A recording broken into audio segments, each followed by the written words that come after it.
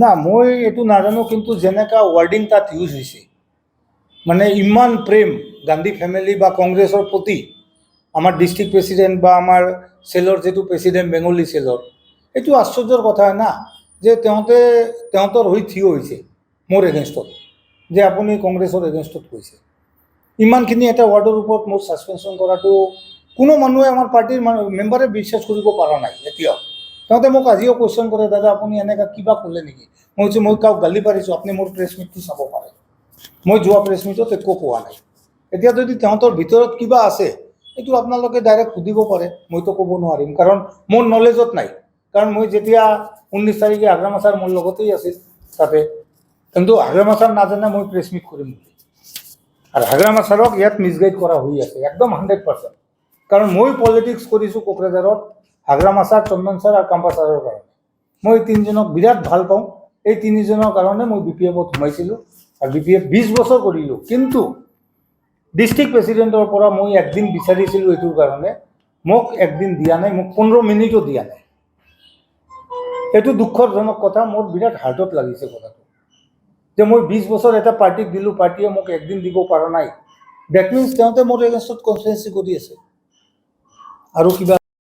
That means তেহঁতে already decided, তেহঁতে মোৰ এগেইনষ্টত action ল'ব।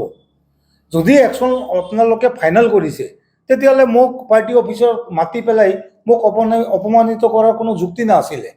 এই 40-50 জনৰ ফ্ৰণ্টত মোক এনেকা আঙুল তুলি ডিষ্ট্ৰিক্ট প্ৰেচিডেণ্টে ৱাৰ্ণিং দিছে, ডাইৰেক্ট ৱাৰ্ণিং দিছে মোক, কয় আপুনি ভাল কৰা নাই এইটো। মই কৈছোঁ মই কি ভাল কৰা নাই, মই মোৰ পাৰ্চনেল ষ্টেটমেণ্টে দিছোঁ।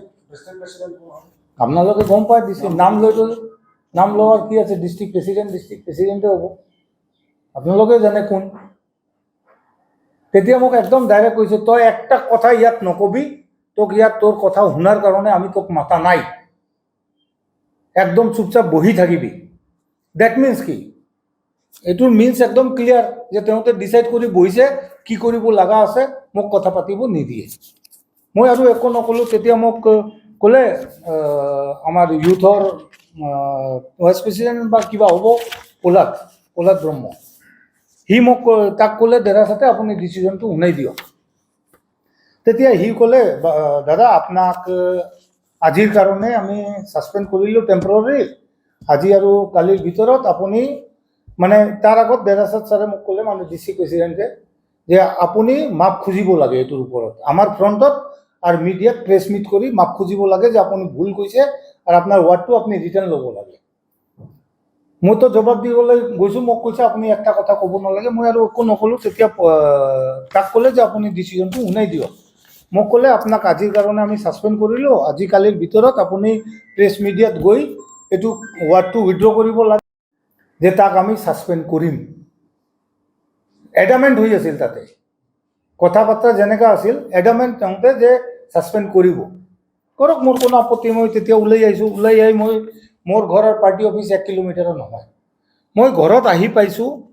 আহি পোৱাৰ লগে লগে মই মোৰ মোবাইলত আমাৰ জেনেৰেল ছেক্ৰেটাৰী BPF চেণ্ট্ৰেল কমিটিৰ তাৰ আমি এটা মেছেজ পালোঁ। তাতে সি মোক ছাছপেনশ্যন লেটাৰ পঠালে। ছাছপেনশ্যন লেটাৰত কি লিখিছে, you are suspended from BPF primary member and CWC member from 21/9/2023 without any show cause. মোক কেনেকৈ ছাছপেণ্ড কৰিব পাৰে? পাৰ্টিৰ কিবা ৰুল ৰেগুলেশ্যন গাইডলাইনটো থাকিব। কোনোবা এটা চেণ্ট্ৰেল লিডাৰক ছাছপেণ্ড কৰিব গ'লে তাক শ'কজ দিব লগা হয়। শ'কজ না দি পেলাই মোক ডাইৰেক্ট ছাছপেণ্ড কৰিলে উইদিন 15 মিনিটছ। মই লেটাৰটো পালোঁ। মই লেটাৰটো পাই মই ঠিক আছে ছাছপেণ্ড কৰিলে, কিন্তু তাত কোনো ডেট মেনশ্যন নাই মোক 1 মাহ 2 মাহ বা 6 মাহ বা 1 দিন তাৰ কাৰণে ছাছপেণ্ড কৰিলে। ডেট মিনছ তেহঁতে মোক পাৰ্মানেণ্টলি ছাছপেণ্ড কৰিলে। তাত কিন্তু কোনো মেনশ্যন নাই। লেটাৰটো আপোনাক মই লাগিলে হোৱাটছআপত ফৰৱাৰ্ড কৰি দিম, তেহঁতে আপোনালোকে পাইছে লেটাৰটো, তাতে কোনো মেনশ্যন নাই ডেট। মই ক'লোঁ ঠিক আছে, যেতিয়া ছাছপেণ্ড কৰিলেই কোনো অসুবিধা নাই, মই চুপচাপ বহি আছোঁ। ইমান দিন মোৰো এটা প্ৰব্লেম হৈ আছিল, কাৰণ যি হিচাপত ডিষ্ট্ৰিক্ট প্ৰেচিডেণ্টে মোক 40-50 জনৰ ভিতৰত ৱাৰ্ণিং দিছিলে, তেতিয়া অলপ মোৰো ভয় আছিল যদি কিবা হয়, কাৰণ মোৰ আৰু মোৰ ফেমিলিৰ লাইফ ৰিস্ক হৈছে এইটো। আমি আজিও ভাবোঁ মোৰ আৰু মোৰ ফেমিলি লাইফ ৰিস্কত আছে, কাৰণ যেনেকুৱা ৱাৰ্ডিং তাত ইউজ হৈছে মিটিঙত, আঙুল উঠাই কথা পতা হৈছে, এইটো ভদ্ৰ সমাজত আমি নিবিচাৰোঁ। তেওঁতো মোৰ লগত যেনেকৈ মিছবিহেভ কৰিছে, মোক পচন্দ হোৱা নাই, মই বিৰাট দুখিত হৈছোঁ।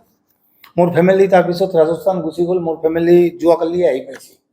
তাৰপিছত মোৰ ল'ৰাৰ মিছেজে মোক ক'লে, আপুনি এনেকৈ চুপচাপ বহি থাকিলে নহ'ব, কাৰণ আপোনাক অপমানিত কৰিছে, আপুনি এটলিষ্ট আপোনাৰ ভিউটো আপুনি প্ৰেছত বা পাব্লিকক জনাব লাগে।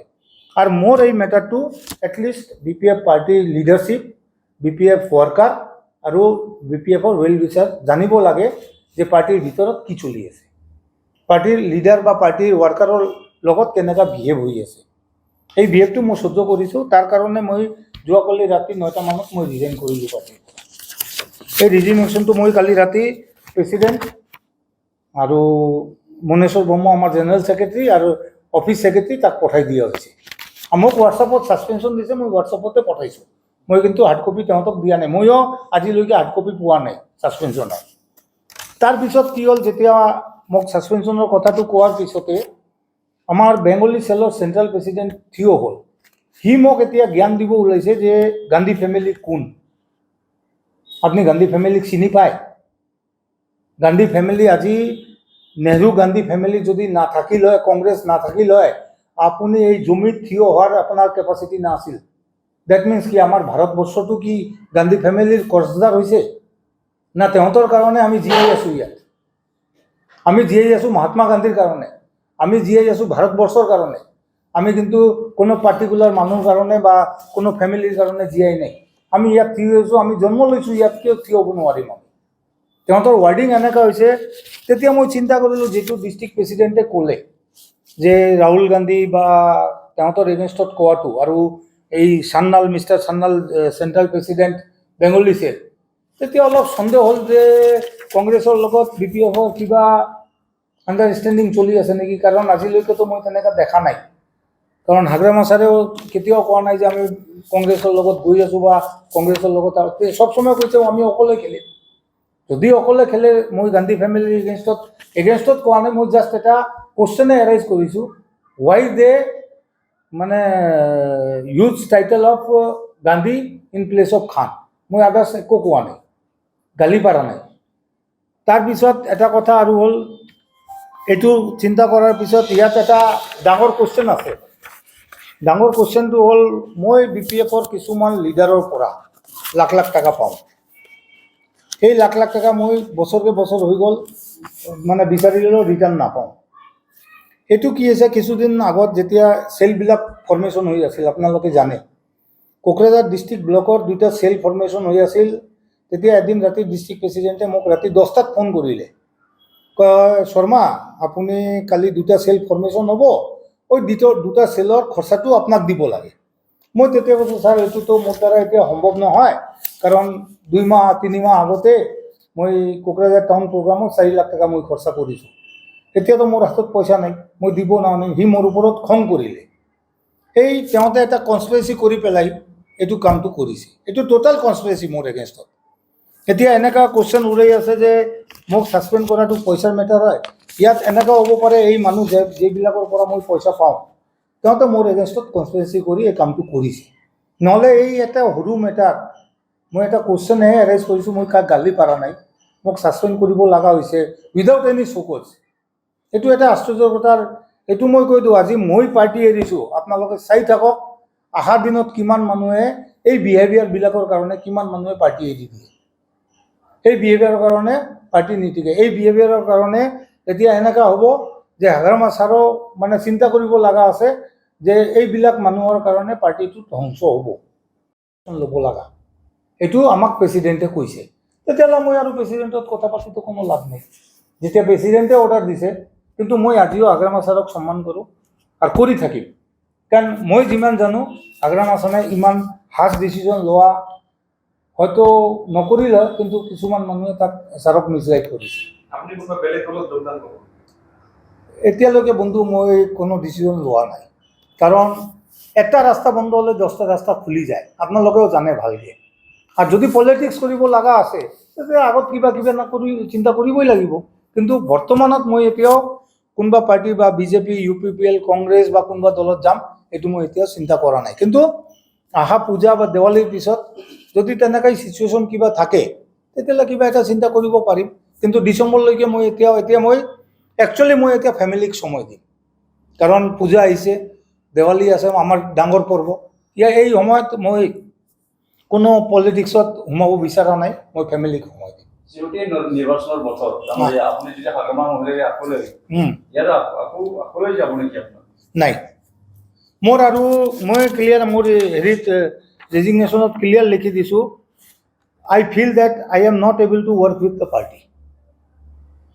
কাৰণ যি মানুহবিলাকে যেনেকৈ বিহেভ কৰি আছে এইটো এটা বিৰাট চিৰিয়াছ মেটাৰ, এইটো সৰু সুৰা মেটাৰ নহয়। মোক ডিষ্ট্ৰিক্ট প্ৰেচিডেণ্টে ডাইৰেক্ট ৱাৰ্ণিং দিছে, আঙুল তুলি কথা কৈছে মোৰ ওপৰত। আপোনালোকে জানে কোন। ইয়াতে আৰু এটা কথা আছে, হাগ্ৰাম আছাৰ কিন্তু এইটো নাজানে যে আমাৰ কিছু লিডাৰে পইচাৰ কাৰণে পাৰ্টি ৱৰ্কাৰক হেৰেছ কৰি আছে। এইটো মই জোৰ দি ক'ব পাৰিম, কাৰণ এইটো মই ফেচ কৰিছোঁ, আদাৰ মানুহ ফেচ কৰা নাই, এইটো কি গেৰেণ্টি আছে? এই টকাটো আজিৰ নহয় বন্ধু, এই টকাটো আপোনালোকে জানে, মোদী আহিছিল কোকৰাঝাৰত, আমাৰ অনাৰেবল প্ৰাইম মিনিষ্টাৰ, এই BTR ৰেকৰ্ড হোৱাৰ পিছত এই সময়ত হাগ্ৰাম আছাৰৰ ইনষ্ট্ৰাকশ্যনৰ মতে ডিষ্ট্ৰিক্ট প্ৰেচিডেণ্টে ফ্লেগ বনাইছিল। আপোনালোকে ভালকৈ জানে এইটো। এই ফ্লেগৰ সময়ত যিমান ফ্লেগ বনোৱা হৈছিল তাত 50% টকাও আমি পোৱা নাই। মোক অৰ্ডাৰ দিছিল, কিন্তু অৰ্ডাৰটো মোক কৈছিল আপুনি বনাই দিয়ক, মই বনাই দিছোঁ, কিন্তু ৰেট চেট চবে ফাইনেল কৰিছিল ডিষ্ট্ৰিক্ট প্ৰেচিডেণ্টে। ইয়াতে মোৰ কমিশ্যন বা মোৰ পইচা খোৱাৰ কোনো হেৰি নাছিল, ডাইৰেক্ট মানুহৰ লগত তাৰ কথা পাতাই দিছিলোঁ, যি বনাব সিহঁতৰ লগত ছাৰে ৰেট কৰিছে। এই পইচাটো মই জানা মতে হাগ্ৰাম আছাৰে ফুল পে'মেণ্ট কৰিছিল। এই পইচাটো আচল জেগাত গৈ পোৱা নাই। এই পইচাটো মই ইণ্টাৰেষ্টত উঠাই পেলাই মই এতিয়া মোৰ জমি বেচিছোঁ। আপোনালোকে জানে মোৰ চিনেমা হলৰ লেণ্ডটো মই বেচিছোঁ। এই লেণ্ডটো বেচাৰ পিছত এই পইচাটো মই সিহঁতক ৰিটাৰ্ণ কৰিছোঁ। 4% ইণ্টাৰেষ্টত মই পইচা লৈ এইটো পে'মেণ্ট কৰিছোঁ। এতিয়া আপুনি চাই লওক, 12 লাখ টকামান আছিল, তাৰ 4% ইণ্টাৰেষ্ট পাৰ মাহত। মই 3 বছৰ ভুগিছোঁ এইটো। আপুনি চাওক কিমান বছৰ হ'ল মোদী আহা। যিটো আমাৰ গ্ৰীণফিল্ডত প্ৰগ্ৰাম হ'ল BTR ৰেকৰ্ডৰ পিছত এইটোত